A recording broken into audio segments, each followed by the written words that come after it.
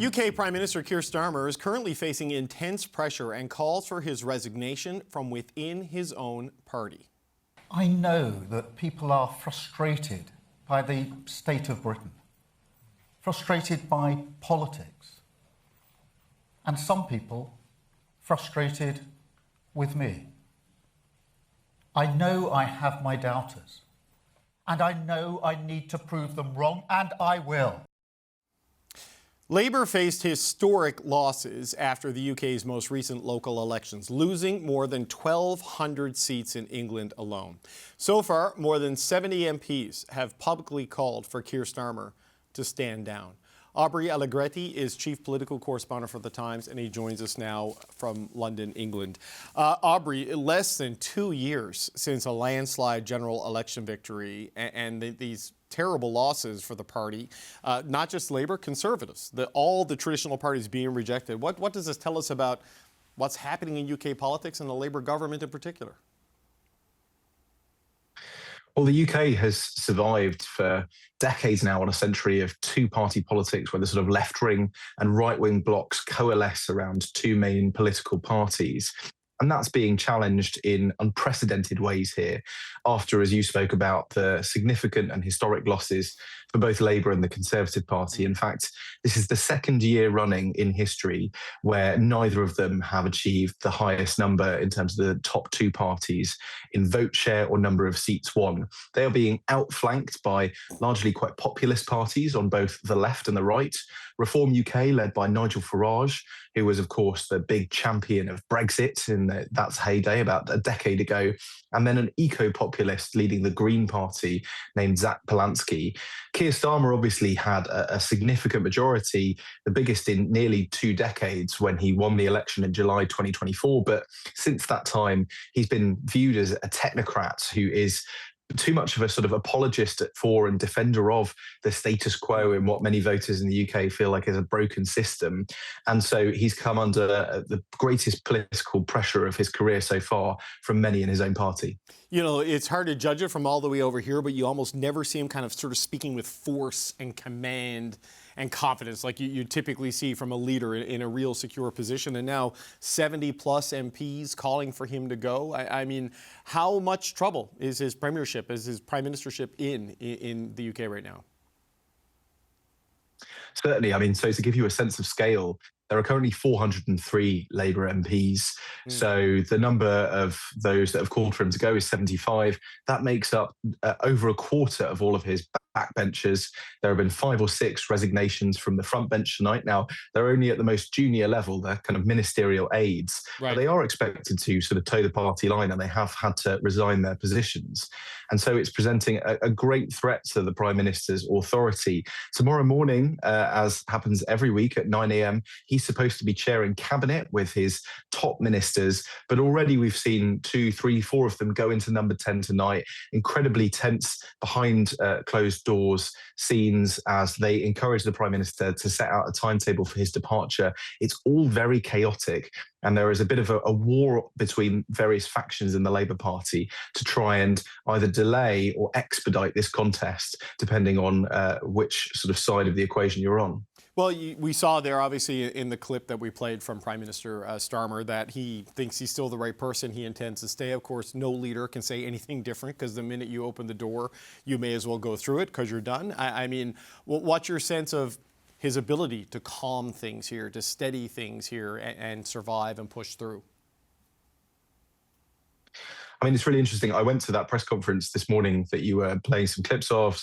I asked him a question along with about a dozen other journalists, and I think you could feel in the room that there just wasn't the kind of energy, the reaching to within his soul that some Labour MPs thought that he would have to do in order to survive a challenge today. It's certainly happening very quickly, and that means that the momentum is against number 10. They don't seem to have been in much of a mood to fight today. But even if there is an official contest, Keir Starmer himself is eligible to run. Right. So I think the big question going into tomorrow is, if he's challenged, will he sort of drag this out? When Boris Johnson was being deposed by Conservative MPs, what is it now, 4 or 5 years ago, he struggled, not because MPs were expressing no confidence in him, but because he eventually ended up in a situation where he couldn't even form a government. There are around 100 roles that have to be given to MPs at ministerial roles levels to carry those jobs out. Keir Starmer isn't in that position yet, but it seems as though he could be very quickly. So I know that they sort of blocked the candidacy of Andy Burnham, the mayor of Manchester, that area, to run in a by-election because there's some suggestion that he was seen as maybe a threat or a rival to Keir Starmer for the leadership. So obviously not being in the caucus and in the parliament, that's not someone who can challenge Keir Starmer at this moment in time. Who are the people who are there who could be seen as an option to replace him if he does decide to go? Of course, I appreciate these people will not be sort of big names to your viewers, but the leading contenders from the sort of right or moderate wing of the left-wing Labour Party are the Health Secretary, Wes Streeting.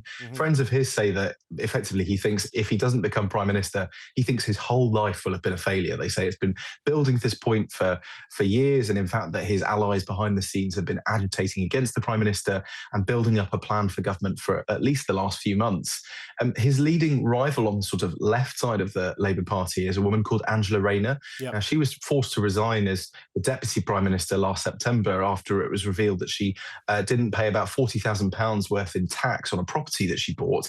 That issue still isn't resolved. She's working it out with the tax man, and so it means that she's significantly hamstrung.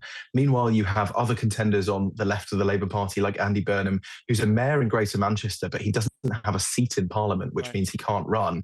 He's been trying for months to get back, but Keir Starmer's effectively been blocking him from standing.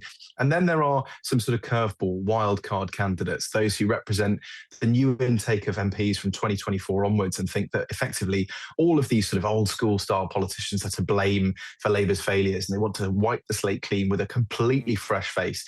So it's really quite chaotic.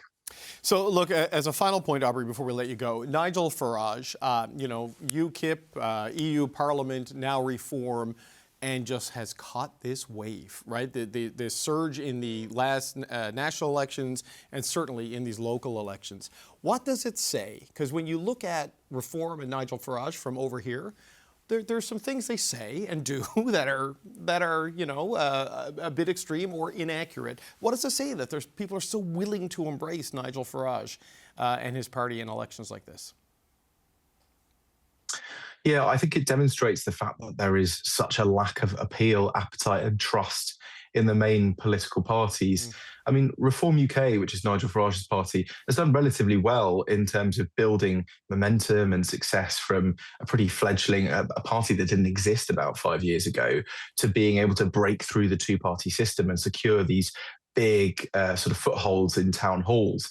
But that also means that they have so far escaped quite a lot of scrutiny. They haven't been tested or challenged in positions of power. That it remains the case still largely at the sort of national level, in that they didn't win in the Welsh and Scottish sort of devolved administration elections. But they are taking on more and more senior roles in councils across England. And that presents a big challenge for Nigel Farage, because the more he promises voters, the more that they'll have a chance to measure what he says against how they deliver in local government.